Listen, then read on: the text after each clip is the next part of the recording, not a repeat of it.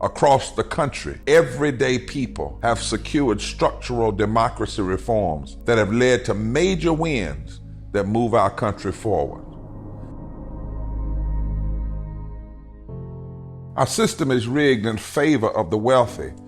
These elites use their wealth to purchase political power and buy off politicians who will keep enacting policies that overwhelmingly benefit them and keep the rest of us from fully participating in our democracy. Sowing division is their main strategy for holding on to power. Now, it's easy to feel downtrodden as every aspect of our broken system is laid bare. As the country reels from the death of those like Breonna Taylor and Supreme Court Justice Ruth Bader Ginsburg, and the rights of millions of Americans hang in the balance, it feels more and more like the system is stacked against us. I've been working to overhaul our broken system for decades. I know firsthand how hard the struggle for true justice and equality is. My mother worked on it, my father worked on it, and those before them. Others led this struggle long before I came along. And I've tried to do what I can to link up with others and take up the baton of welfare rights workers and Martin Luther King Jr. and those who started the Poor People's Campaign to unite poor and working class Americans and demand bold policies that lift everyone out of poverty. At every turn, our movement for a moral revival has faced intense backlash from those in power. My faith tradition tells me we are not of those who shrink back unto destruction, but we are those who persevere unto the salvation of the soul. We cannot become cynics. We will not give up. Take a look at Seattle. In 2015, the city adopted an innovative small donor system for funding its local campaigns. The city gave 4 $25 democracy vouchers for every registered voter that could be donated to candidates who pledged to only accept cash donations under $250, among other stipulations. The program faced its first major test in 2019, when Amazon poured $1.5 million into city council races to defeat candidates and boost corporate ones.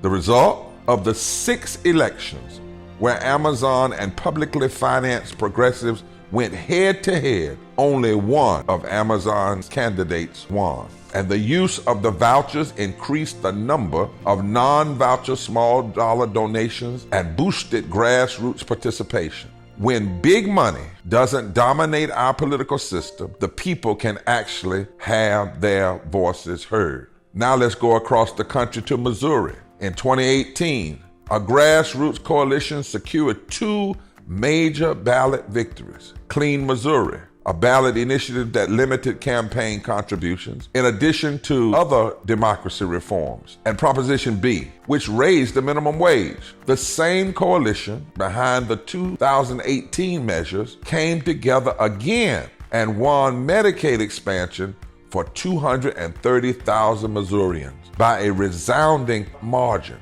These victories show game-changing shifts in Missouri, with a burgeoning political coalition that is building a system that works for everyday Missourians instead of just the state's wealthy elites. Democracy reforms have also led to major policy wins in Connecticut. In 2008, the state enacted small donor public financing into law, in addition to diversifying the legislature, allowing more people to run for office, and boosting candidates' interaction with voters. Financing system opened the gates for bold legislation that helps working people thrive. In 2012, Connecticut became the first state to require companies to provide paid sick leave for their employees. And in 2020, the state adopted a minimum wage increase, 2 policies that are notoriously opposed by big money donors. In North Carolina, when extremists in the state legislature passed a monster voter suppression bill after the Supreme Court Shelby decision gutted the pre-clearance protections from the Voting Rights Act, the Forward Together Moral Mondays movement challenged the law in the courts and marched in the street to raise awareness about voter suppression. The NAACP filed suit, and we not only won the case with a federal court finding that the politicians who wrote the law had targeted African Americans with almost surgical precision We also made clear to the people of North Carolina that the governor who signed the law was not serving the people. It is easy, my friends, to be pessimistic about the state of our democracy.